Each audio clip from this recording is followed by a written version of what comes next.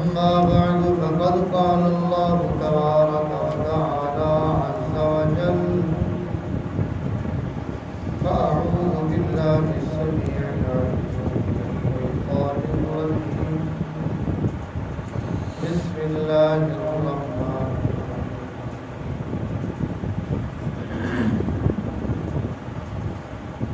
إذا جاء نصر الله والفتح ورأيت الناس يدخلون في دين الله أفواجا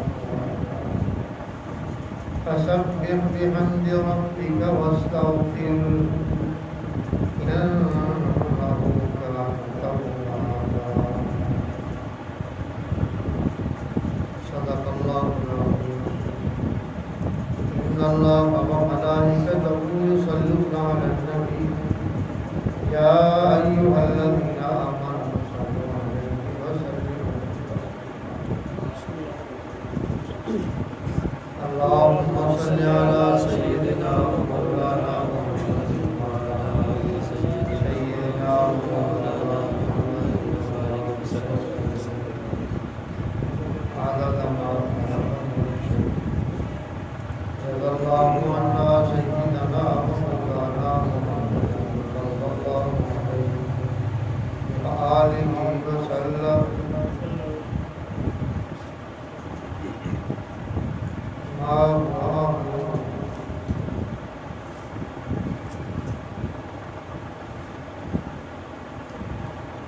إذا جاء نصر الله والفتح إذا جاء آ جائے نصر اللہ کی طرف سے مدد والفتح اور فتح نصیب ہو جائے ورأیت الناس اور دیکھ لو تم اے نبی الناس لوگوں کو یدخلون کے داخل ہو رہے ہیں وہ فی دین اللہ اللہ کے دین میں افواجا فوج در فوج فسبح بحمد ربک واستغفر فسبح تو تسبیح کرو تم بحمد ربک اپنے رب کی اس کی حمد کے ساتھ واستغفر اور بخشش مانگو اس سے انہ کان توابا انہ بے شک وہی کانا ہے توابا توبہ قبول کرنے والا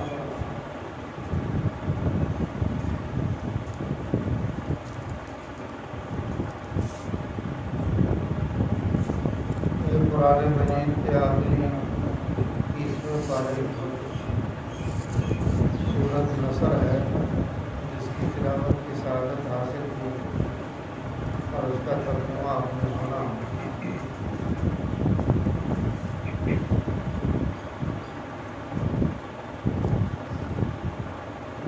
یہ سورۃ مبارکہ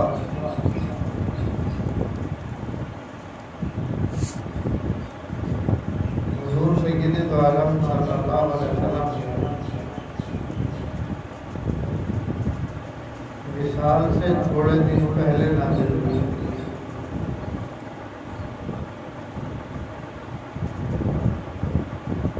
جب یہ مبارک سورت نازل ہوئی تو حضرات صحابہ علیہ رضوان کی خوشی کی انتہا نہ رہی خوشی میں جا بجا ایک دوسرے کو مبارکباد پیش کرتے تھے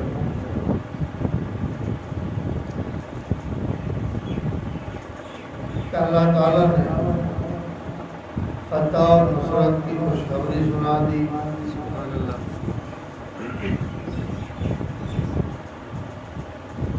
اور اپنے محبوب پاک صاحب دولار صلی اللہ علیہ وسلم کو یہ بشارت بھی دے دی کہ آپ کی دعوت سے بہت سے لوگ دین میں داخل ہوں گے ان کی کیفیت کیا ہوگی وہ فوج در فوج ہوگی ایک دو 10 20 50 100 1000 کی بات نہیں، فوج در غور کرو۔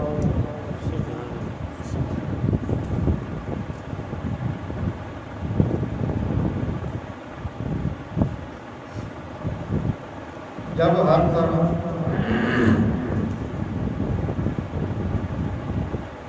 خوشی کی لہر دوڑی ہوئی تھی، ان آیات کو سن کر اظہار خوشی کر رہے تھے،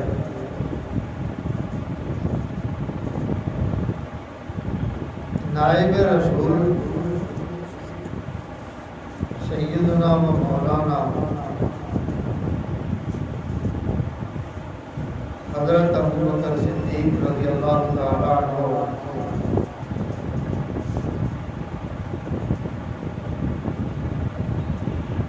یہ سورج سن کر ایک طرف بیٹھے رو رہے تھے۔ صحابہ حیران ہوئے علیہم الرضوان، بات خوشی کی ہے، ابوبکر رو رہا ہے، ان کو کیا ہوا؟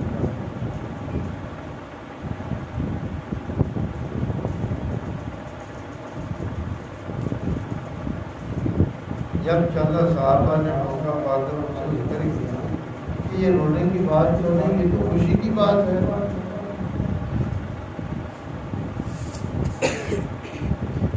آپ رو رہے ہیں۔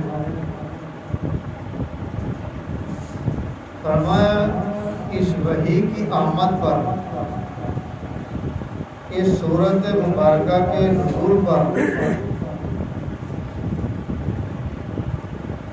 جو میرے دماغ اور دل پر اندیشہ ٹھہرا ہے وہ یہ ہے کہ بات مکمل ہو گئی ہے، امام الانبیاء سرور کون و مکان صلی اللہ علیہ وسلم کی جدائی کا وقت آ گیا۔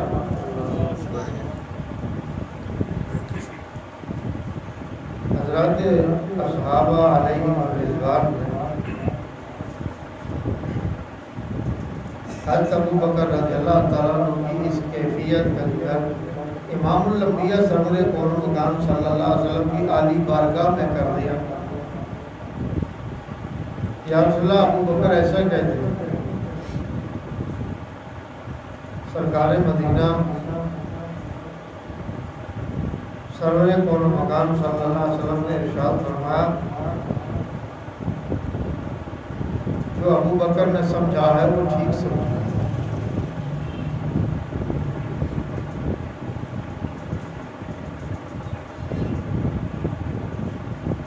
ان کا اندازہ، ان کا گمان، ان کا خیال صحیح ٹھکانے پر پہنچا۔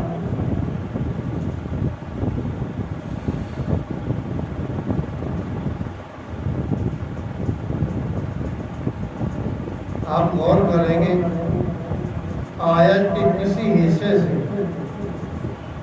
آیت کے کسی گوشے سے یہ بات ظاہر نہیں ہوتی کہ امام الانبیاء سرور کون و مکان صلی اللہ علیہ وسلم دنیا سے تشریف لے جانے والے ہیں۔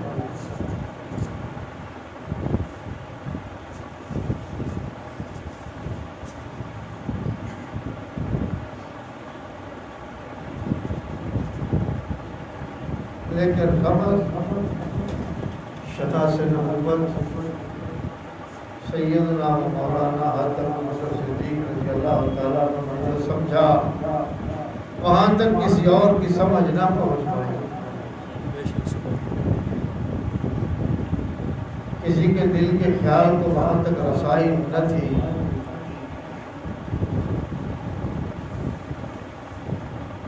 اور وہی ہوا جس کا اندیشہ ان کی طبیعت مبارکہ پر آن ٹھہرا تھا۔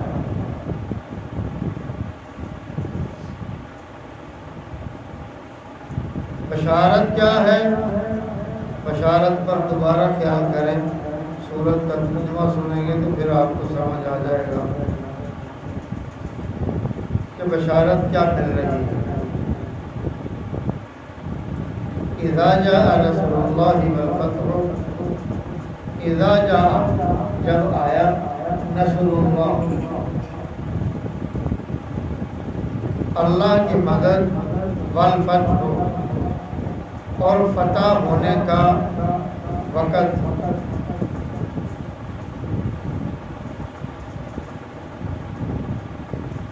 پھر دنیا نے دیکھا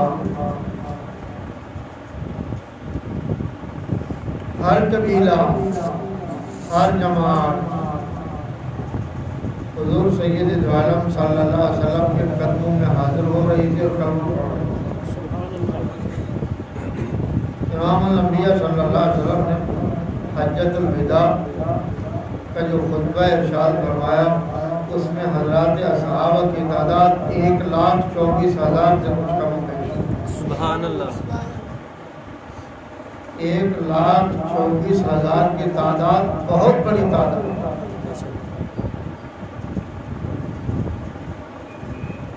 گویا پروردگار نے جو بشارت دی تھی وَرَأَيْتَ النَّاسَ، وَرَأَيْتَ اور دیکھ لو تم النَّاسَ اے نبی لوگوں کو يَدْخُلُونَ کہ وہ داخل ہو رہے ہیں فی دین اللہ اللہ کے دین میں افواجا فوج در فوج جماعت در جماعت. اور ایک ایک صحابی کے ساتھ 1,000 آدمی آیا. کتنا؟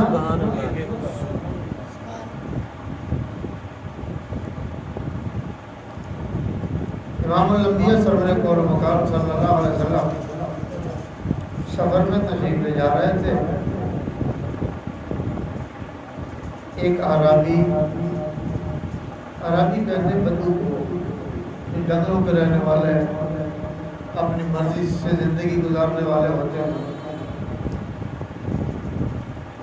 اس نے اپنے ساتھی سے پوچھا کہ یہ کون ہو سکتا ہے جس کے گردا گردا آدمی ہے؟ عربوں میں سے یہ وہ محمد ہیں صلی اللہ علیہ وسلم جنہوں نے نبوت کا دعویٰ کیا. بس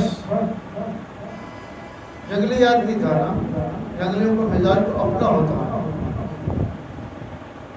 شکار کرنے آیا تھا، شکار اس کے تھیلے میں تھا، وہ پکڑ رکھی تھی.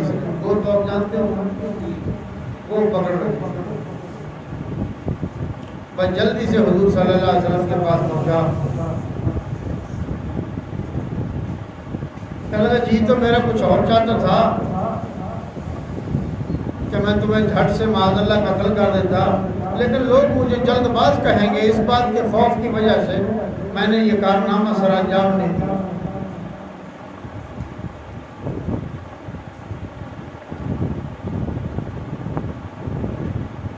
آپ نے ارشاد فرمایا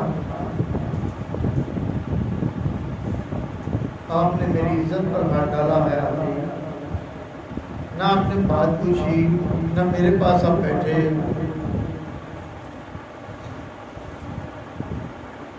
تو اس نے کہا بس میں زیادہ باتیں نہیں کرنا، سننا چاہتا.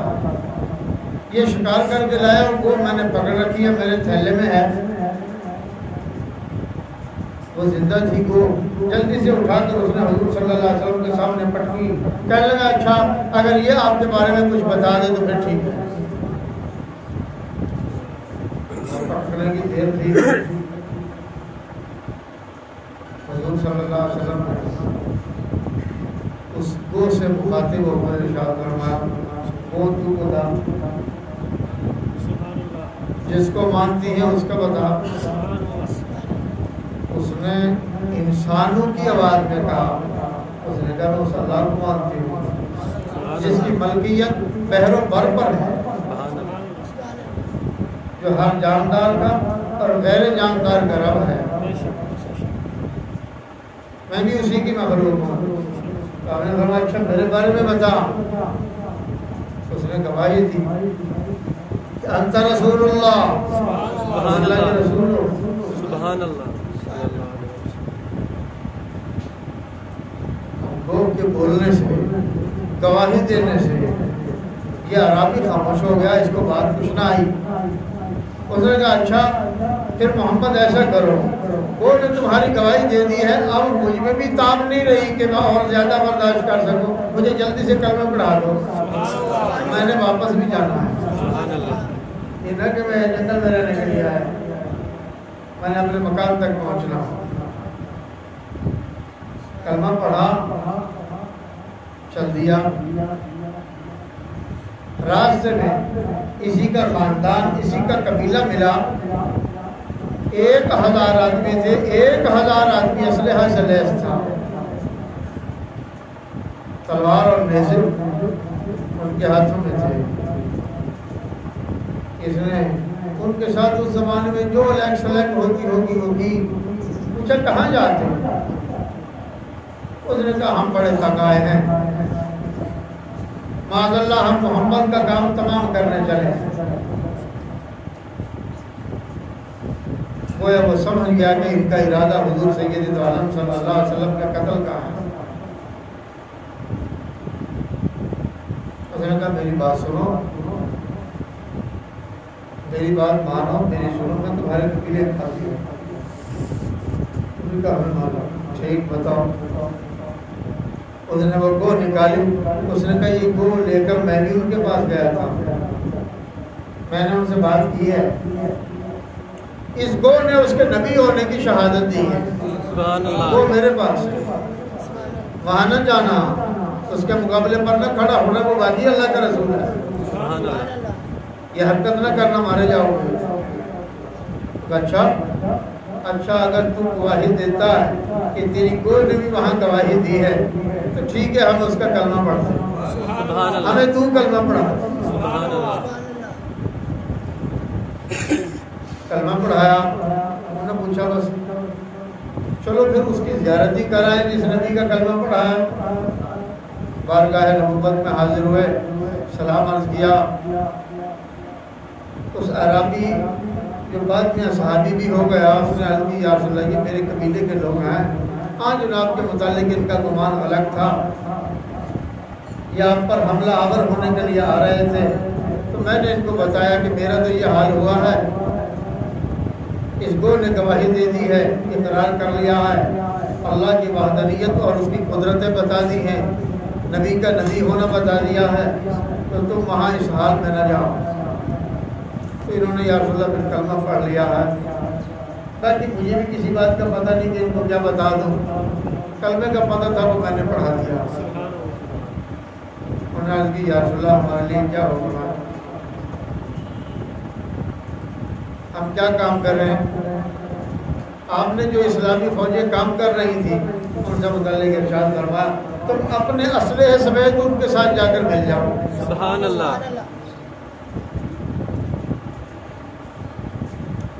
اب تو گویا کہ آپ بھی اس حالت کو دیکھ رہے ہیں کہ وَرَأَيْتَ النَّاسَ يَدْخُلُونَ فِي دِينِ اللَّهِ أَفْوَاجًا، اے میرے محبوب صلی اللہ علیہ وسلم تم بھی دیکھ لو کہ لوگ يَدْخُلُونَ فِي دِينِ اللَّهِ أَفْوَاجًا، دین میں داخل ہو رہے ہیں فوج در فوج، جماعت در جماعت۔ فوج لمبی چوڑی ہوتی ہے، جماعت چھوٹی سی ہوتی ہے۔